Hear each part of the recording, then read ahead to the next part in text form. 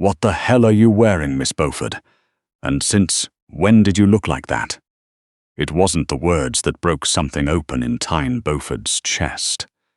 It was the way Sterling Vaught said them, like a man who had just discovered that the most dangerous thing in the room had been standing outside his door for 2.5 years, and he had simply never looked. Tyne Beauford had spent 28 months perfecting the art of being forgettable. Inside the gleaming, climate-controlled towers of Vaught Medical Group's headquarters on Bay Street, she wore shapeless camel blazers with sleeves that swallowed her wrists, thick-framed glasses she didn't technically need, and kept her dark copper hair pinned in the kind of flat, utilitarian knot that said, "I am here to be efficient, not noticed." She had developed a specific walk, measured, purposeful, never lingering, and she rarely spoke in meetings unless directly addressed. She was, in every measurable sense, invisible. That was the point.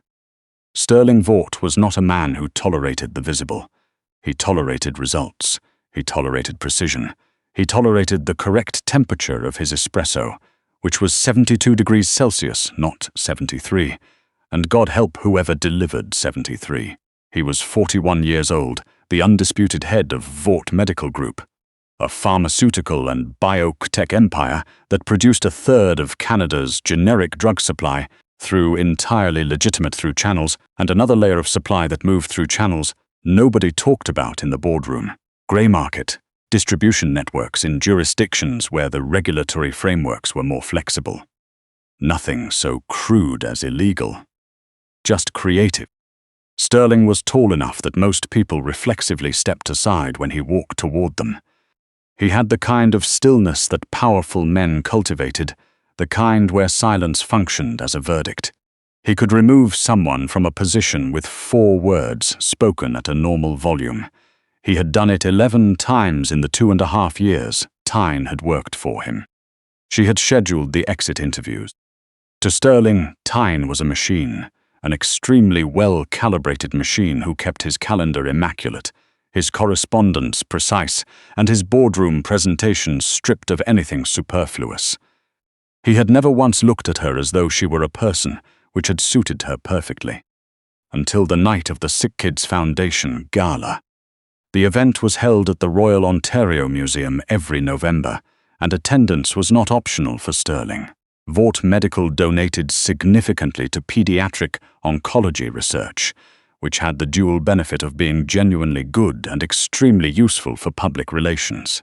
Sterling always brought someone, usually Paige Alderton, a corporate lawyer who was articulate, composed, and entirely uninterested in Sterling beyond the professional advantages of his company. But 3 days before the gala, Paige had taken a sudden and apparently non-negotiable trip to Singapore, and Sterling's operations coordinator, that being Tyne, had found herself summoned to his corner office on the 42nd floor. "You'll come with me Saturday," Sterling had said without preamble, standing with his back to her, reading a document at his standing desk. "The gala. My usual arrangements have fallen through. You know the donor list, the board members of the political landscape. I need someone functional, not decorative."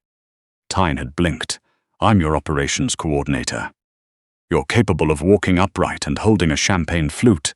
Charge an appropriate dress to the company card. Be at my address at 7:30. He turned to Paige. "That will be all." She had stood in the doorway for exactly 2 seconds too long before leaving. Finding the dress had been its own particular form of quiet crisis. The boutiques along Bloor Street were full of things designed for women who wanted to be consumed by the rooms they entered, cutouts, plunging backs, dresses that were more structural in tension than fabric.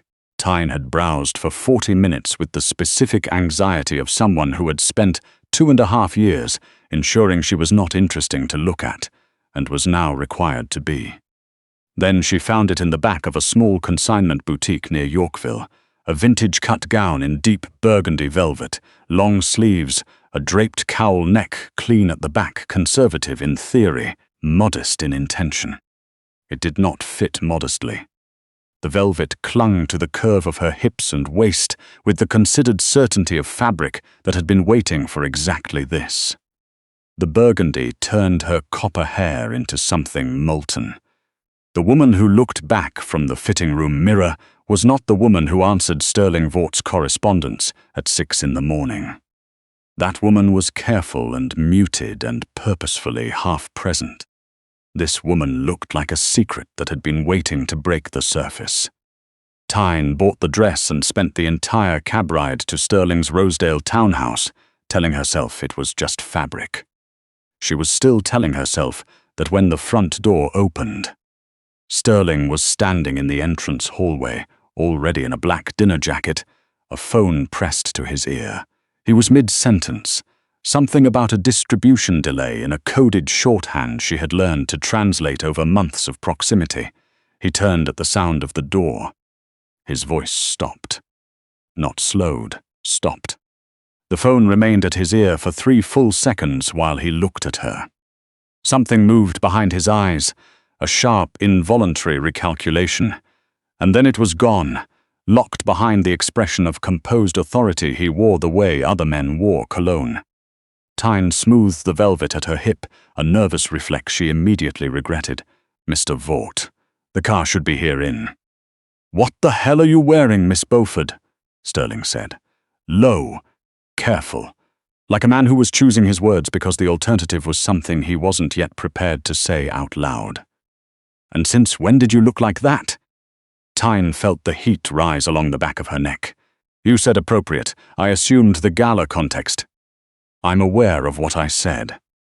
He ended the call without looking at the screen, set the phone on the hall table, took 3 deliberate steps toward her and stopped, close enough that she could catch the faint cedar of his jacket and something underneath it, warmer and darker, a scent she had encountered across boardroom tables for 2.5 years and never permitted herself to name. He looked at her the way he looked at a quarterly report that had just revealed something he should have identified 3 months ago. 2.5 years, he said. Tyne held very still. 2.5 years. He let the words sit between them, unfinished, before his expression locked back into its usual geometry. "We'll be late." He reached past her to take his coat from the rack, and his knuckles barely grazed her shoulder through the velvet. Barely, but Tyne felt it in her sternum. "Stay close tonight," Sterling said as he opened the door. "The Rains contingent will be there. They've been making noise about our pricing structures in Quebec, and I don't want them near our board members unsupervised." Tyne nodded and followed him into the cold November air, her pulse doing something she refused to examine. The museum's great hall had been transformed into the kind of room that whispered money so loudly, it was almost a shout. Candles on every surface, champagne flutes catching the chandelier light. The fossil gallery's ancient inhabitants looked on from behind their glass with the indifference of things that had survived worse. Tyne knew the room. She had compiled the guest list herself, cross-referenced every donor and board member and competing pharmaceutical executive against their known positions on Vaught Medical's 3 pending regulatory applications. She knew the grey-haired man near the bar was the Deputy Minister for Health Canada, currently weighing a decision that would either validate or crater Vaught's Eastern distribution license. She knew the woman in the emerald gown was the chair of SickKids Research Committee, who had been systematically undervalued by the previous administration and would respond extremely well to being spoken to as the expert she actually was. She also knew Hugo Rains. Hugo Rains was the head of Rains Pharma, Vaught Medical's primary competitor in the generic drug market. He was smaller than people expected powerful men to be, compacts the color of diluted ink and a smile that never fully committed. He had been present at every industry event Tyne had attended over the past 2.5 years, always at the perimeter, always watching. She had filed him under monitor, but do not engage in the operational notes she kept on a personal encrypted drive. Sterling had not let go of her all evening. It wasn't possessive in any obvious or theatrical sense. It was architectural. He positioned himself so that whenever a man's gaze settled on Tyne for a moment too long, and several did, drawn by the burgundy and the copper hair she had left loose for the first time in over 2 years, Sterling would shift, almost imperceptibly, placing his frame between the onlooker and her. His hand rested at the small of her back with the steady, absolute certainty of a man marking a perimeter. "You're scanning the room every 40 seconds, he murmured near her ear. "Stop, you're broadcasting." "I'm situationally aware," Tyne said, accepting a champagne flute from a passing tray. "You look nervous." His voice was dry but not unkind. "You're the most capable person in this room. Adjust accordingly." Tyne turned to look at him. In 2.5 years, Sterling Vaught had never said anything that resembled that, and it landed somewhere she hadn't prepared a defense for. Before she could respond, she heard the voice. Sterling Vaught, smooth, approaching from her left, "and a new companion. I don't believe we've been introduced." Hugo Rains materialized from the crowd, with the particular ease of someone who had spent years moving through rooms undetected. He was holding sparkling water. His smile was already aimed at Tyne. Sterling's hand pressed briefly and unmistakably against her spine. "Rains," Sterling said.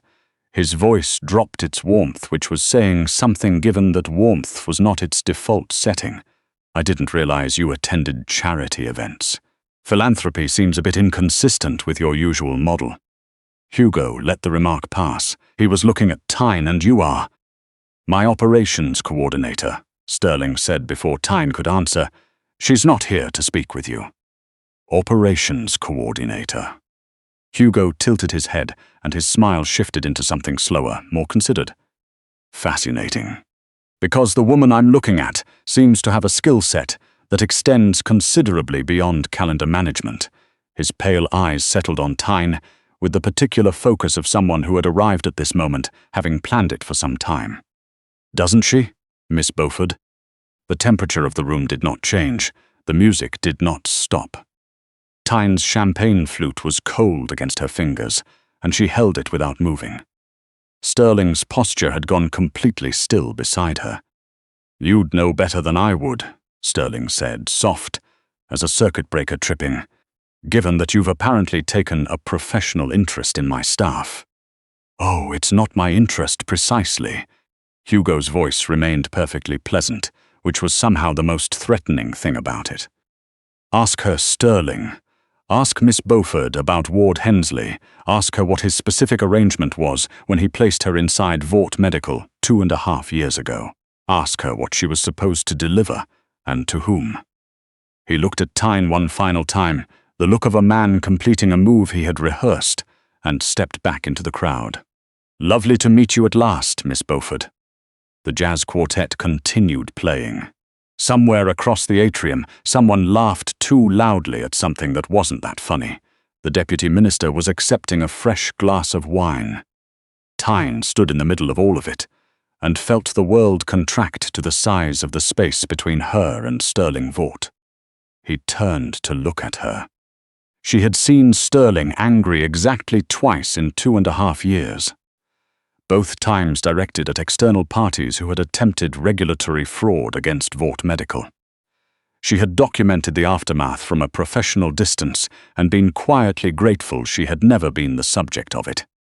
His eyes, normally the clear analytical grey of a man who processed everything through logic, had gone flat and unreachable. "Is there something you need to tell me?" he said, low, carefully controlled. "Sterling." "Not here." His hand closed around her wrist, firm, not cruel, the grip of a man exercising considerable restraint, and he guided her out of the atrium, past the champagne and the donors and the ancient fossils, down a side corridor and into a small coat room off the main gallery. The door clicked shut. He turned on the overhead light. Tyne stood among hanging evening coats and silk scarves and the faint smell of cedar and dry cleaning, and looked at the man who had, 4 hours ago, stood in his hallway and looked at her like she was something he had been trying to translate for a very long time. She had spent 2.5 years protecting him without his knowledge or his consent. She had no coherent way to begin explaining that, So she told him the truth. All of it. Ward Hensley had been her graduate thesis supervisor in the health systems program at U of T. He had been brilliant and paternal, and the single greatest professional influence of her academic life. When she graduated, he had arranged her position at Vaught Medical with a single phone call, and she had been grateful in the way that young professionals are grateful. Completely and without suspicion. 4 months into the job, Ward had appeared at her apartment on a Tuesday evening with a different kind of conversation. He was in financial difficulty, he said. The kind that had reached the attention of people who were not banks. Rains Pharma had extended an offer, detailed information about Vaught Medical's grey market distribution network, its supplier contacts in unregulated jurisdictions, its pricing structures. Ward couldn't get close enough himself, but Tyne was already inside. He hadn't threatened her, he hadn't needed to. He had simply been the person who shaped her career and stood at her door, looking frightened, and she was 24 years old, and she had said yes. She had meant to follow through. For the first 2 months she had genuinely intended to gather what Ward wanted and hand it over and be finished. But the more she understood Vaught Medical's actual operations, the real ones, not the edge cases, the more she understood that Hugo Rains was not trying to expose wrongdoing. He was trying to dismantle a supply chain that delivered affordable generic medications to patients in provinces where Rains Pharma had priced them entirely out of reach. He wanted Sterling's distribution network so he could break it. She had stalled Ward for 2.5 years, fed him outdated supplier lists, cost projections from 2 financial quarters ago. Plausible, unusable noise.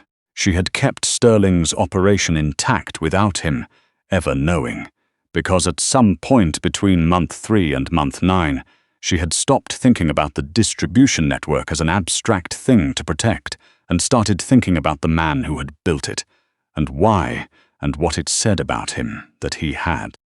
She hadn't planned to say that part. I couldn't give Ward what he asked for, Tyne said. Her voice was steady in the way that things are steady when they've run out of alternatives. Not once I understood what Rains intended to do with it. And I couldn't tell you because you would have had me removed. And, she looked at a point on the coatroom wall somewhere past his shoulder. I convinced myself it was professional judgment. It was not only professional judgment. Sterling had not moved. He was watching her with an expression she had no reference point for. Look at me, he said. She did. Say the rest of it. Tyne took a breath that used most of the available air. I love you, she said. I understand that's beside every relevant point right now, and I'm not telling you because I expect anything from it. I'm telling you because if you're about to decide what happens next, you should have the full truth, rather than a version I've edited to make myself sound more reasonable than I actually am. Sterling Vaught was silent for a long moment. Then the flatness left his eyes, replaced by something she had never seen there before. Something that looked, with startling clarity, like a man recalibrating everything he had concluded about the last 2.5 years. He crossed the small room. His hands came up to frame her face with a care that was entirely at odds with the controlled grip of 5 minutes ago, and he pressed his mouth to hers. The kiss was not gentle. It held everything the preceding 2.5 years had contained. The distance she had maintained, the proximity she had wanted, the 72 degrees of espresso and the exit interviews, and every single morning she had walked in, telling herself that what she felt was professional respect, and nothing more complicated than that. When he finally stepped back, they were both breathing hard in the dim, cedar-scented room. Sterling pressed his forehead briefly to hers. His eyes were closed. Word Hensley, he said. Yes, she said. He's in the city. Faculty office. He's there until December. Sterling straightened, reached into his jacket. Then we're going to go speak with him. His voice had returned to its operational register, composed, precise, moving forward. Not to threaten him, because I want to know the full architecture of what Rains built around you, and Ward Hensley is where it starts. He paused, and the slight adjustment in his expression was, for Sterling Vaught, the equivalent of something enormous. And because you spent 2.5 years carrying something that was placed on you without your genuine consent, and I would like that to be done. Ward Hensley was found in his faculty office at 10:47 that night, still in the circle of his study lamp, surrounded by a semester's worth of student theses. He had not been expecting company. Sterling's head of security, a compact, precise woman named Britta, whose communications Tyne had only ever seen in the form of brief encrypted messages, had ensured the building was appropriately cleared. Ward looked up when the door opened. He looked at Tyne. He looked at Sterling. And the carefully maintained warmth of a man who had built a 30-year career on being trusted dissolved into something raw and exposed beneath it. He did not look like a man being rescued. He looked like a man who had been caught and was already calculating his options. Tyne had not been completely certain in the coat room. She had not been certain in the car. But she was certain now, watching the fear in Ward Hensley's eyes recalibrate into mathematics. "Tyne," Ward said, and his voice carried its familiar register of measured warmth. "Let me explain." "Did Rains offer you equity?" Sterling said. He hadn't sat down. He stood near the door with his hands in his pockets, jacket still on, like a man who had not allocated time to stay long. "A board position? Consulting fees routed offshore?" Ward's mouth opened. "Your financial disclosures for the past 4 years are publicly available," Sterling said. "Faculty member. I had them reviewed. You're not in financial difficulty, Ward. You haven't been since 2022. The story you told her was constructed. She was 24 years old. She trusted you completely, and you placed her inside my company to run intelligence for a competitor, then packaged it as a favor to a man in crisis so she'd feel responsible for protecting you rather than asking questions." Ward looked at Tyne. He was looking for something in her face, the same thing people look for when they've built a story around someone's loyalty and need to verify it still holds. It didn't. "I'd like you to give Sterling's legal team a complete account," Tyne said. Her voice was calm in a way that had nothing to do with effort. It was the calm of a woman who had spent 2.5 years making decisions alone in the dark and had simply stopped needing external permission for them. "Every instruction Hugo Rains gave you, every communication channel, every arrangement, full and voluntary disclosure." She let that settle for a moment. "If you do that, the conversation about criminal charges for corporate espionage stays a conversation. You'll lose your faculty position. That's not something I can affect, and I wouldn't if I could. But you leave this room with your choices intact. If you don't, Britta makes calls tonight that cannot be undone by morning." Ward stared at her. "I taught you to be strategic," he said, with something that might have been genuine admiration in different circumstances. "You taught me to be thorough," Tyne said. "The strategy was always mine." Ward Hensley gave his statement to Sterling's legal team before midnight. He confirmed the arrangement with Rains Pharma, the consulting payments structured through offshore accounts, the specific directives relayed to Tyne across 2.5 years of weekly contact. He confirmed on record that Tyne Beauford had never delivered any actionable intelligence, and that Rains Pharma had been growing increasingly dissatisfied with the quality of information produced by the arrangement. He resigned his faculty position the following week. Tyne heard he had relocated to a small independent practice in New Brunswick. He did not mention the name Vaught Medical again, as far as anyone could determine, ever. Hugo Rains faced a different kind of mourning. Sterling's legal team, equipped with Ward's complete testimony, filed a corporate espionage complaint with the Competition Bureau by noon the following day, the regulatory review of Rains Pharma's business practices, one which Sterling had apparently been constructing the groundwork for quietly and with his characteristic patience for some time, was expedited considerably by the new documentation. It was the kind of investigation that took years to resolve, but that communicated its direction immediately. Rains Pharma's share price declined 6% before the end of the week. Tyne submitted her resignation letter the Monday after the gala. She wrote it with care, placed it on Sterling's desk at 8 in the morning before he arrived, and returned to her workstation. He read it at 8:12. She knew because she heard his door open 4 minutes after he came in. "No," Sterling said.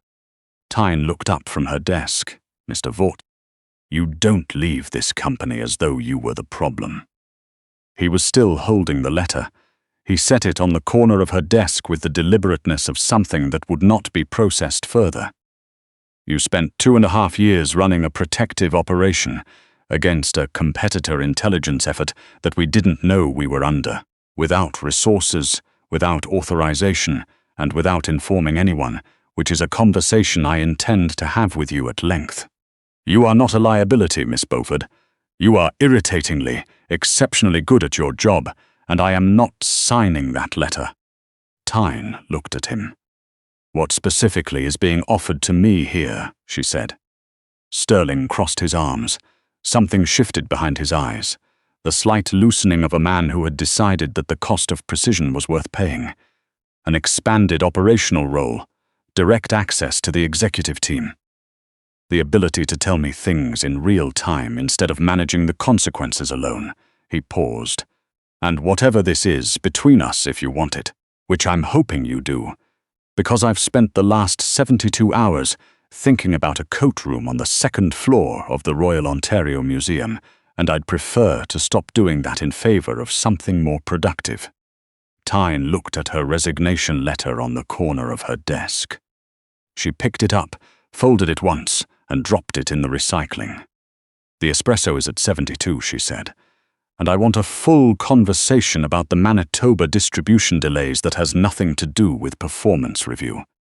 "Tonight," Sterling said, "my office. Bring the files."